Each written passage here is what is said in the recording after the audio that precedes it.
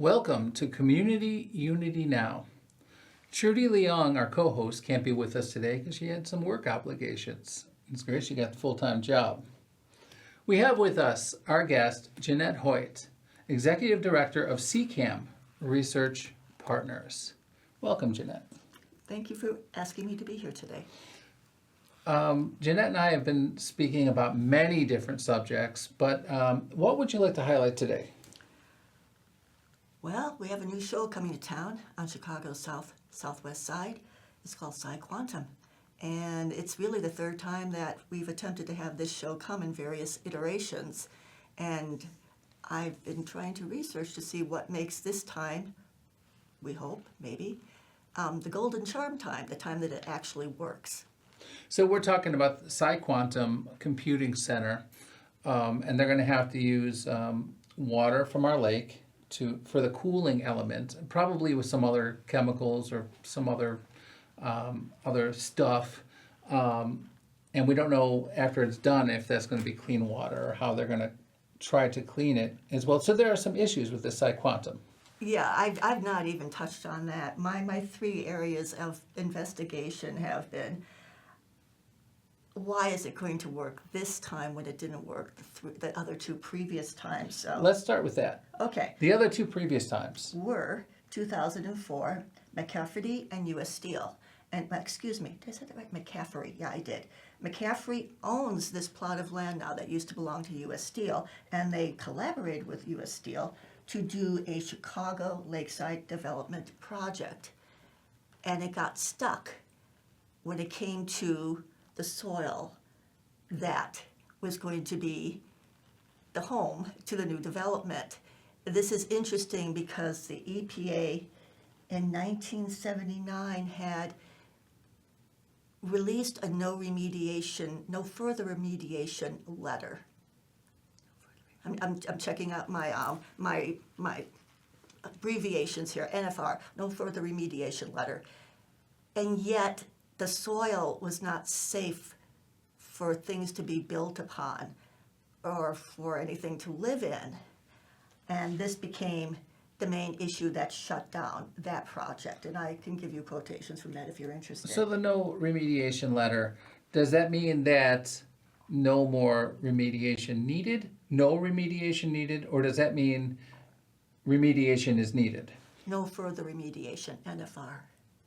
Letter. Okay. No further remediation. So U.S. Steel, and this I have not done a lot of research on, but it's there. They put a lot of energy into doing something up to 1979 to deal with the slag heap they left behind when they closed down the plant, along with existing structures. So McCafferty got the no remediation letter, and what was their original plan for the land? Okay, so U.S. Steel had the no remediation letter. Okay.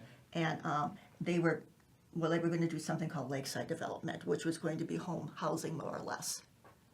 Mm-hmm. This was in 2004. I haven't researched much on it. It didn't go far enough. I mean, it just didn't come off the ground because of the soil. So this was attempt number one. Attempt number one. We might remember attempt number 2018 to 2019, attempt number two. This was Barcelona Housing and Emerald Living trying to construct an almost Italian-style modular housing type development with trolley cars and its own like contained environment and like literally a village.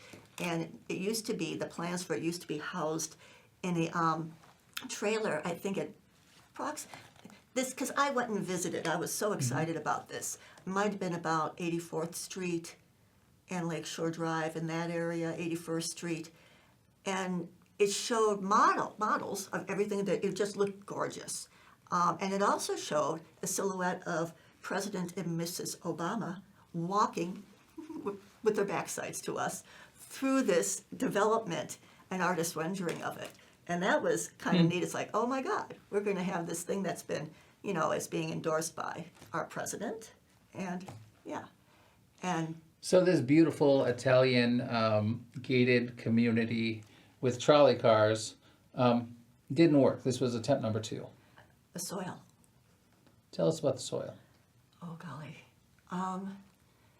What's ever left behind I don't know how long U.S. Steel was in operation, but I'll put it this way. Nothing grew on that site for decades. Nothing. I mean, not even grass.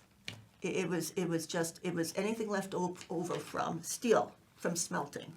And that's the best I can do because I have not researched that enough either. But people were worried about the carcinogenic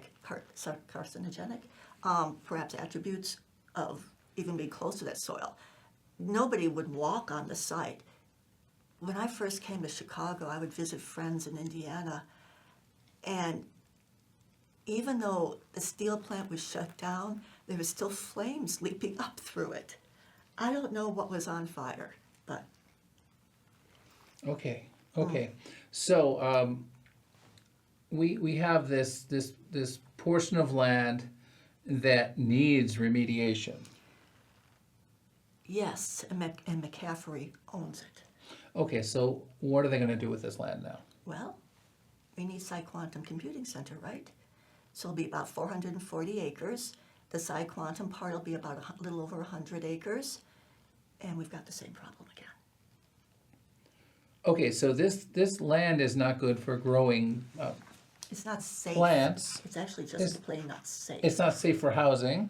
Right. Is It needs this- to be remediated. It's not safe for walking. I wouldn't. It's not safe for Put it computers. this way.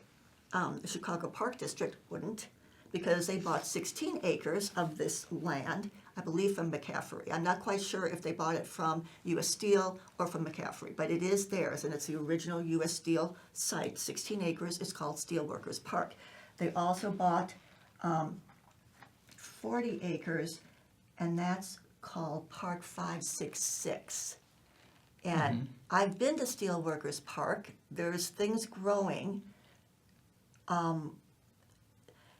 There's not as much grass. I'll put it this way. My backyard looks better after a storm in the spring than their whole area looks better in terms of just grass and weeds growing everywhere. But there's things growing, and it's theoretically safe at this point. So we're talking about 70 acres of Park 566, and that's owned by the Chicago Park District. Let me put that back to steel workers. I cannot determine by anything online whether the remediation is done with Park 566 yet. I Okay. have the plans for it, and I have that it has started. I don't know if it's finished. I'm not sure it's open to the public. I just don't know. Okay. So this is the same kind of area of land that we're talking about, though. It's still part of the U.S. Steel. It's part of U.S. Steel Works, yes. So why don't we just go into maybe the remediation process a little bit?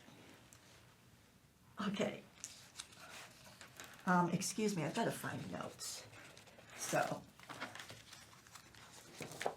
this is not memorized knowledge yet. This is Jeannette Hoyt, Executive Director of CCAM Research Partners. Okay, and this is actually from a news release, Who Cleaned Up Steelworkers Park by sciencesocieties.org. I'm going to read little bits and pieces of it. This is something I found. There was reference made to it being cleaned up, and I'm wondering, how did they clean it up? What did they do? So here, the City of Big Shoulders found itself, which would be the Chicago Park District, the owner of a abandoned slag brownfield along Lake Michigan's shoreline. This is going to be Steelworkers Park. They asked the Metropolitan Water Reclamation District of Greater Chicago to give them a hand. They would need 63,000 dump trucks of topsoil. I'll say that again. The entire property, with the size of 16 acres being 511 football fields, the entire property would require over 63,000 dump trucks of topsoil. Okay, we call this soil capping. Soil capping, and they're getting the assistance of the Metropolitan Water Reclamation District of Greater Chicagoland. And I happen to know that they have biosolids. They give away biosolids. Exactly. And go ahead. Yeah, for this second chance site, they gave resources already available, biosolids, and dredged sediments a second life. So the dredged sediments would be like the mud underneath a river, maybe? Dredging to keep shipping lanes in rivers navigable, whatever would be there. So maybe they get too shallow with and the mud? The mud comes off the shores in rainstorms, and we've had a lot of rain. As our climate change continues to accelerate, more erosion on our shorelines. Yeah. So we're talking about like this sludgy mud from the bottom of the rivers, and also these biosolids from the Water Reclamation District of Greater Chicagoland. And just for the viewers, biosolids include anything that comes through the sewer and it's filtered. It's either filtered with a UV light in one facility, or it's filtered a different way in pots in another facility, and that includes toilet water, drainage in the streets, and more.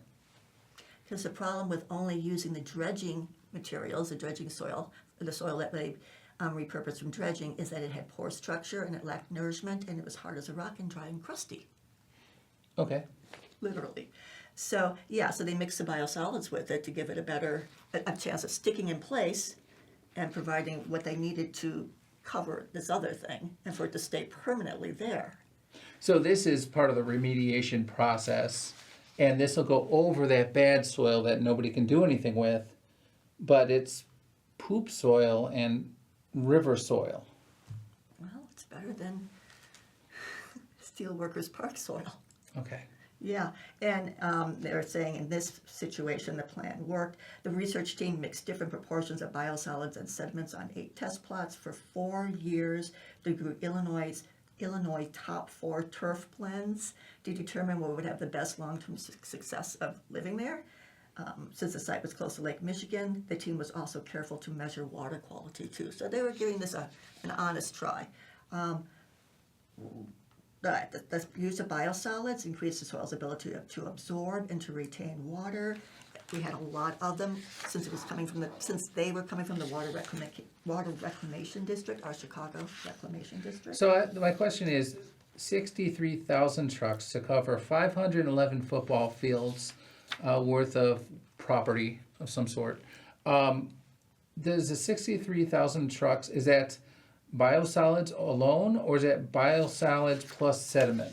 The only record I have of this being done, and I have looked and I can continue to look, but it probably would be a FOIA request at this point, is this one article from sciencesocieties.org.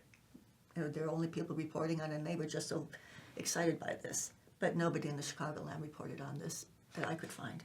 So we've got the Water Reclamation District, we have the Chicago Park District, and who else is involved with this? I would say that would be, well, yeah, that would be it, because they own the land, yeah. For use as a park, the soil is safe. That is their determination. Kids can play on the park without any issues. Risk assessments of biosolids even includes kids eating the dirt. So the regulations and the best management practices that apply to biosolids already take recreational use into account. So They use biosolids. They give away the biosolids for fertilizer. Oh, okay. Well, I don't know. They said that the determination was that wildlife eating grass and tree life that had grown through these soils were safe from any potential impact from the heavy metals present in the slag. Okay. So the biosolids are an upgrade. Well, they're the goo that keeps the dryness together so it stays in place, right? Okay. All right, so what's the next part of the story? Well, this is, I was going to tell you about, yeah, I don't need to though, because we don't have that much time. But again, Part 566 is going through the same thing, and it's a lot more acreage. And this is the Chicago Park District doing this. Okay. So we can FOIA the Park District on this Yeah, they're maybe a little probably bit gonna later. do, yeah. We likely will. Alrighty. Maybe, well, here.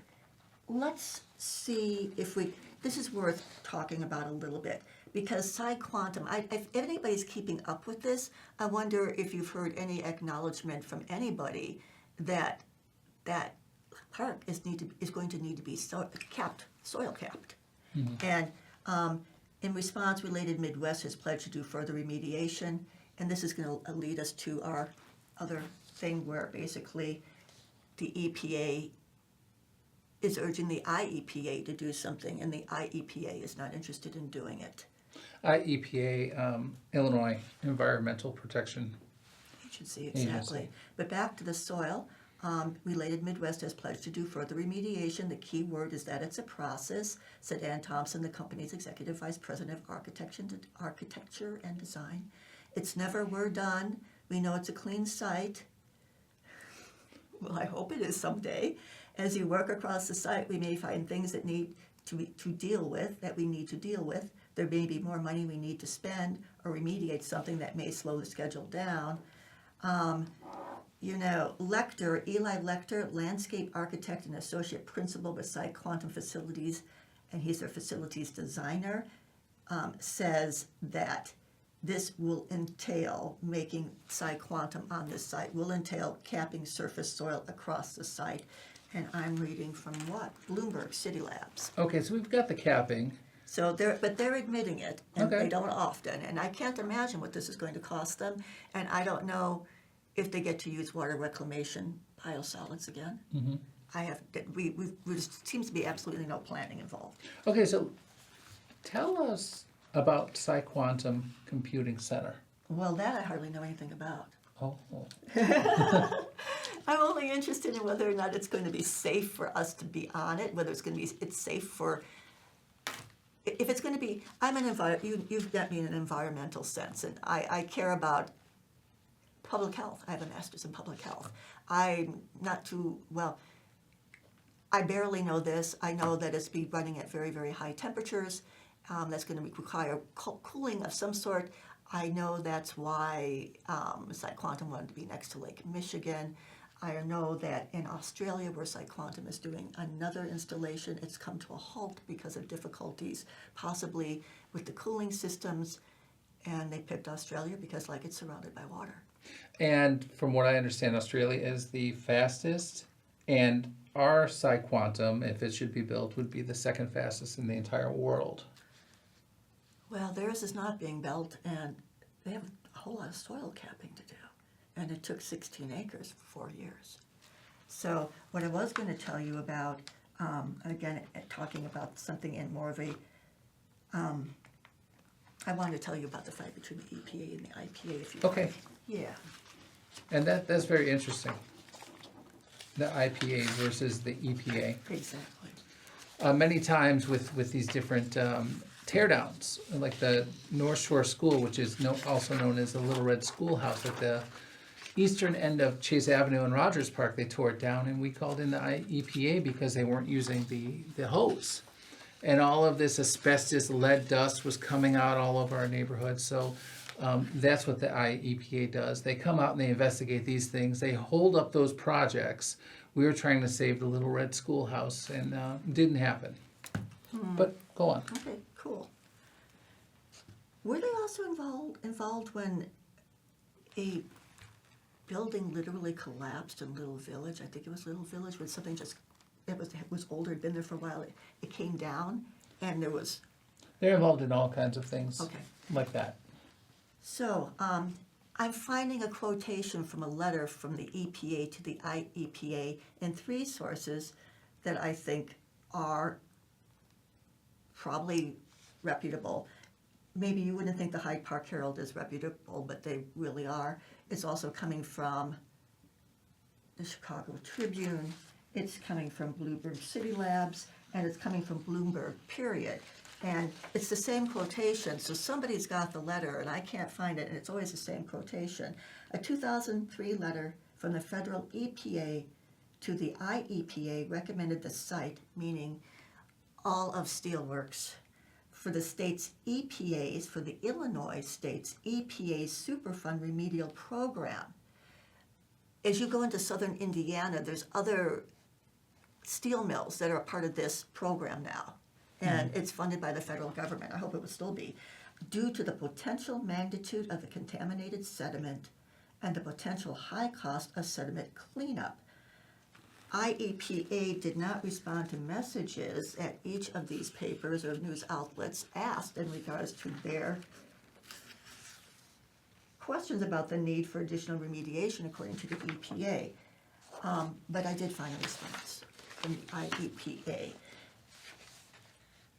The Illinois EPA Site Remediation Program is a voluntary cleanup program, voluntary, overseeing the assessment and remediation of environmentally contaminated properties by remediation applicants. So the idea is that PsiQuantum would conduct a site investigation, develop cleanup objectives, develop a remedial action plan, and perform remedial action and document the cleanup. And the Illinois EPA is authorized to, now this is the weird thing. In 1979, the EPA authorized a no further remediation letter necessary, but it was 1979. And I would like to think that we've got new techniques. And also we probably have new understanding of the dangers and hazards that was connected with a Actually, I mentioned this in a previous episode. I believe it was 1978 that they actually determined that there was lead, that lead was bad. 1978, they came out with some sort of law about lead and lead remediation or something of the way. So and we're still doing that. yeah, we all have lead. We all have lead. If it was built before 1978, your building has lead.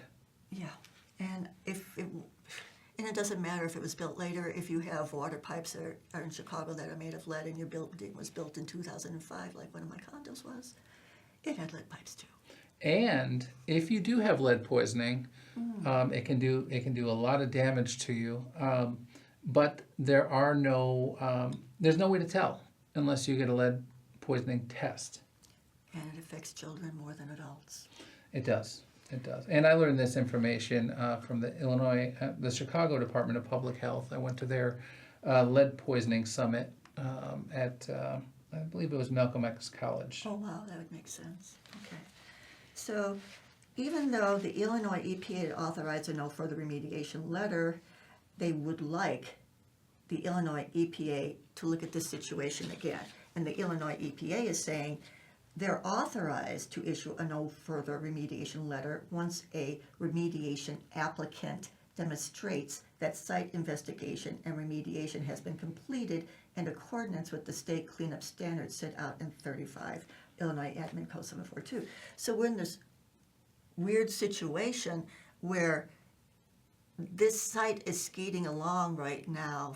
The PsiQuantum plan, the proposal is skating along right now on the basis of a 1979 issued EPA no further remediation needed letter that the EPA wants to rescind and is encouraging the IEPA to do further remediation, while the Park District knows that these sites need further remediation because they themselves are engaging in parts of the steelworkers facility, part of the old U.S. Steel facility, Steelworks facility, through their Park 566 and their Steelworkers Park doing remediation through topsoil and soil containment and soil caps, but it's not a law. So I wonder if attempt number 3, PsiQuantum Computing Center, will happen. Wondering if, Park 566 of the Chicago Park District will continue to be safe. Wondering about the other former U.S. Steel properties, what's going to happen with them and how they're going to be developed. There's a lot of developments going on in the city of Chicago. They're talking about tearing down Soldier Field and putting a new one with indoor capacity in the current parking lot of Soldier Field. Which is home to about 120 10-inch diameter trees. An iTree survey was done on it. I think it was sequestering about 20 tons of carbon dioxide per year. And if you can visualize what 20 tons of carbon dioxide is, I know I can't, but I don't want it in my air. And I'd just like to know, I'd like to speak directly to Mayor Brandon Johnson right now. I'd like to speak to the Illinois Environmental Protection Agency right now, and the Environmental Protection Agency, the federal agency. Where are these ideas going? What are your plans? How feasible are they? And are they going to put our public health and safety at risk? Really would like an answer based on your research and this information. I think that the public does deserve an answer. In the long term, it's our taxpayer dollars. For what it's worth, this is not going so well in Australia. It's worth maybe finding that. For what it's worth, there's huge, there's perks that these places get. I'm going by memory. I hope I've got this right. It looks as though their taxes are going to be cut to 10%. PsiQuantum's property taxes will be cut to 10% for 30 years, and they're going to be getting to save 25% of their ComEd electric bill for 10 years. And I am going by memory, but I'm sure about the first one. I'm pretty sure about the second one. I wish somebody would save me 25% of my ComEd bill. And we won't even talk property taxes. And we're going to have to leave it at there. This is just getting juicy. It kind of reminds me of privatization of the parking or of the Skyway. But we will see in the future what the future holds, because the future will be better tomorrow, hopefully. This is Community Unity Now. Bill Morton and Trudy Leung will join us next time around with our guest, Jeannette Hoyt, Executive Director of CCAM Research Partners. Thank you for joining us.